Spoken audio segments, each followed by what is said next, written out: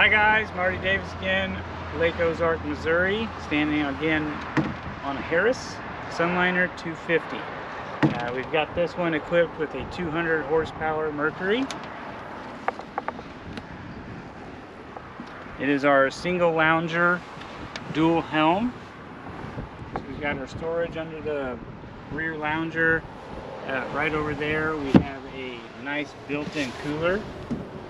The adjustable swing back seat has 3 positions.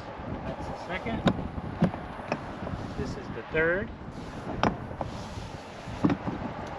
Moving forward, we've got our batteries down in here with the selector switch. We've got our helm station here, equipped with the digital SIMRAD, the digital throttle, and our Clarion head unit. The color in this interior is French gray. It's my favorite color selection of interior. Got some storage down here.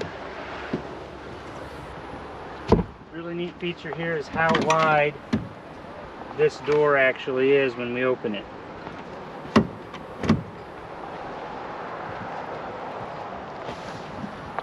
Some nice armrest for the guests when they're lounging out.